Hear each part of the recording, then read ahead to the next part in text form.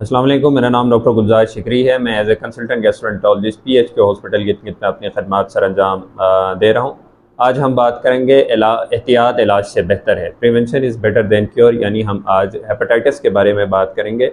Hepatitis यानी inflammation of liver की जिगर की सूजन को कहा जाता है, जिसकी वजह अवामिल जिगर की सूजन का इन्फ्लेमेशन का कई वजूहात हैं। इनमें से सबसे अहम और इम्पोर्टेंट हेपेटाइटिस बी और सी है, यानी जिसे काला यरकान कहा जाता है।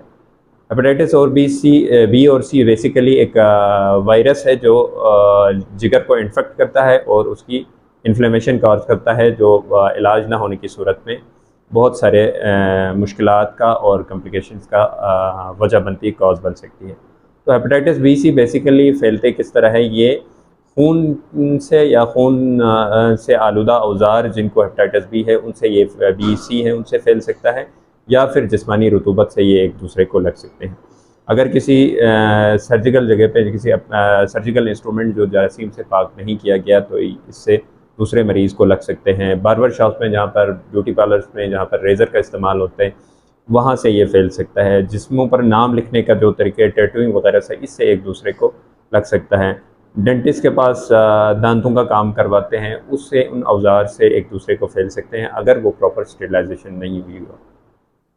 और अगर किसी को हेपेटाइटिस बी है, खुसूसन हेपेटाइटिस बी है, तो वो अपनी ज़ाती इस्तेमाल की चीज़ें अलग रखें, जैसे कंघी, razor, nail cutter, towel, brush वगैरह, इनसे एक दूसरे को लग सकते हैं। अगर आपके ख़ानदान में किसी शख्स को है तो तमाम घर वाले ख़ानदान अपना टेस्ट करवाएं हेपेटाइटिस बी का, और जिन जिन को नहीं है उनको वैक्सीन लगवाएं।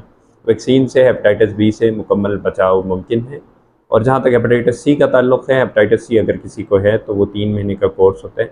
प्रॉपर 3 महीने की दवाइयाँ खाए तो उसकी मुकम्मल इलाज मुमकिन है। अगर इलाज ना होने की सूरत में, इलाज ना करने की सूरत में, दोनों हेपेटाइटिस बी की या सी की सूरत में इसकी कम्प्लिकेशंस बहुत ख़तरनाक होने के साथ साथ जानलेवा भी है।